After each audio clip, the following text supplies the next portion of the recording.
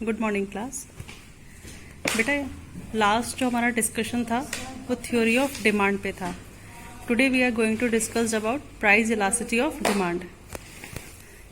In this we study about the how to calculate elasticity of demand with the help of percentage change in quantity demand and percentage change in price। जब भी किसी commodity की price में changes आते हैं तो उसकी demand affected होती है।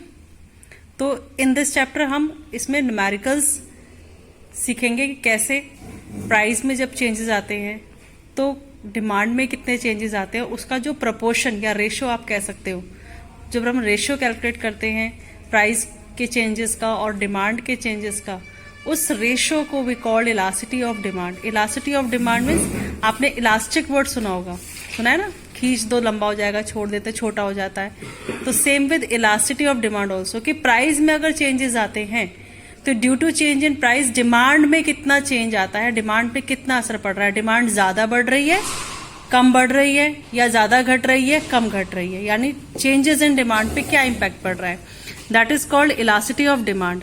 इसको हम आपके सामने दो फॉर्मूला किए और एक ये, इस फॉर्मूले से भी कैलकुलेट कर सकते हैं और इससे भी। इस formula ED is equals to minus, minus का साइन क्यों रखा जाता है, माइनस का साइन हम इसलिए रखते हैं क्योंकि प्राइस और डिमांड का जो रिलेशनशिप होता है वो नेगेटिव होता है और इनवर्स होता है।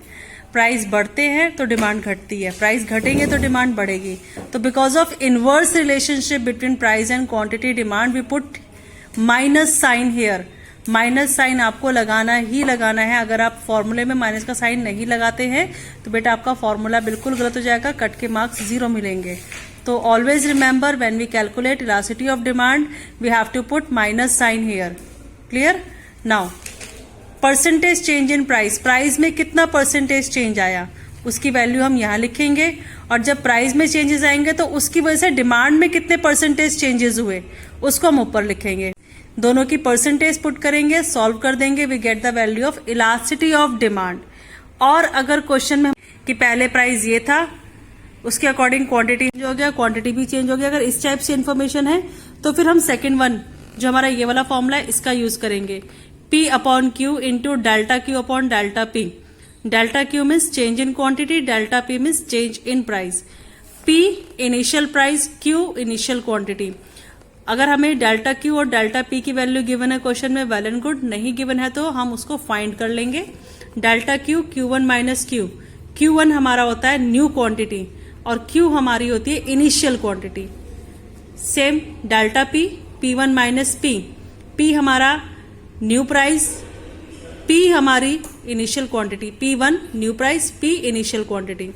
न्यू क्वांटिटी में से इनिशियल क्वांटिटी को माइनस करेंगे तो हमारा डेल्टा Q निकलेगा, न्यू प्राइस में से इनिशियल प्राइस को माइनस करेंगे तो हमारा डेल्टा P निकल जाएगा। ठीक है, फिर इन वैल्यूज का हम इस फॉर्मूले में यूज करेंगे और क्वेश्चन सॉल्व कर लेंगे। अब ऊपर वाले फॉर्मूले पे आते हैं, percentage change in quantity demand upon percentage change in price. अगर क्वेश्चन में दोनों ही इंफॉर्मेशन परसेंटेज में गिवन है तो बहुत अच्छा है, कुछ नहीं करना, वैल्यूज पुट करने। बट प्राइस परसेंटेज में गिवन है, डिमांड परसेंटेज में नहीं है, या डिमांड परसेंटेज में है, प्राइस परसेंटेज में नहीं है, तो उस सिचुएशन में हम क्या करेंगे, जो इन्फॉर्मेशन परसेंटेज में नहीं है उसको परसेंटेज में कन्वर्ट कर लेंगे। कैसे? इसका यूज करके। अगर हमारे पास डिमांड परसेंटेज में गिवन नहीं है तो दोनों क्वांटिटीज गिवन होंगी, इनिशियल क्वांटिटी भी और न्यू क्वांटिटी भी। तो न्यू क्वांटिटी में से इनिशियल क्वांटिटी को माइनस करेंगे, उसको इनिशियल क्वांटिटी से ही डिवाइड करेंगे, multiply by 100, Q1 minus Q upon Q into 100, हमारे पास वैल्यू परसेंटेज में आ जाएगी।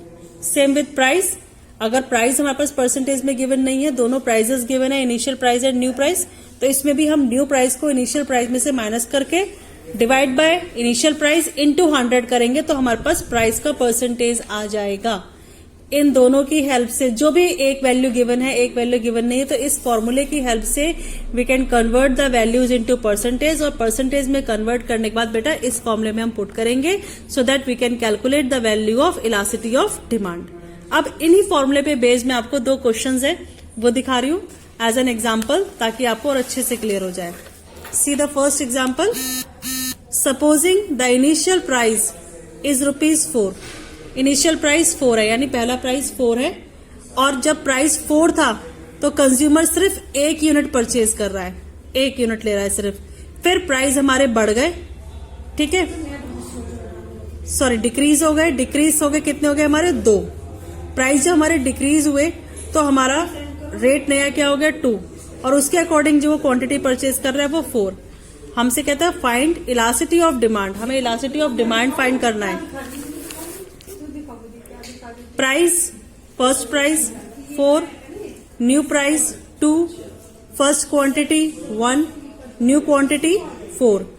हमारे पास कहीं ना तो प्राइस का परसेंटेज जिक्र है ना क्वांटिटी का परसेंटेज का जिक्र है, तो हम क्या करेंगे, हम अपना ये वाला फॉर्मूला यूज करेंगे P/Q इंटू डेल्टा Q/P वाला।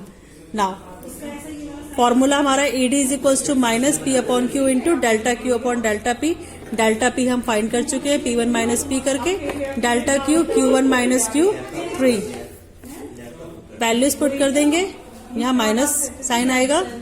P 4 है, Q 1 है, डेल्टा Q 3 है, डेल्टा P -2 है।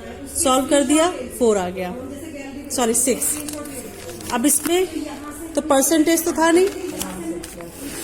अब example next, as a result of 10% fall in price, price जो है 10% से डिक्रीज हो रहा है, फॉल घट रहा है, price of a good, it's demand rises from 100 units. Demand जो है 100 यूनिट से 120 यूनिट्स हो गई, क्योंकि दाम जो है 10% क्या हो गए हैं, घट गए हैं। तो find out the price elasticity of demand, आपको price elasticity of demand calculate करना है। अब इस क्वेश्चन में प्राइस परसेंटेज में है बट क्वांटिटी परसेंटेज में नहीं है। जो जो इन्फॉर्मेशन है let write, percentage change in price minus का 10% गिवन है बेटा।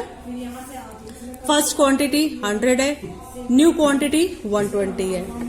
Percentage change in price, sorry, अब इस क्वांटिटी को हमें क्या करना है, परसेंटेज में कन्वर्ट करना है। क्यों? क्योंकि प्राइस परसेंटेज में है तो परसेंटेज वाला ही फॉर्मूला लगेगा, और उसके लिए दोनों वैल्यूज परसेंटेज में होनी चाहिए। तो हम क्या करेंगे, क्वांटिटी को भी परसेंटेज में कन्वर्ट कर लेंगे, Q1 माइनस Q/Q इंटू 100 करके, ये 20% आ गया। नाउ फॉर्मूला लिखेंगे ED का, ED is equals to minus percentage change in quantity demand upon percentage change in price, minus 20/10, minus से माइनस कट गया, 0 से 0 कट गया, हमारा ED कितना आ गया बेटा 2। तो इस तरीके से हम क्वेश्चंस को इलास्टिसिटी ऑफ डिमांड के सॉल्व करेंगे। हम नेक्स्ट वीडियो में आपको कुछ नया पैटर्न भी शो करेंगे, जिसमें हमारे पास ED गिवन होगा, या तो प्राइस निकालना है या क्वांटिटी निकालनी है। Thank you.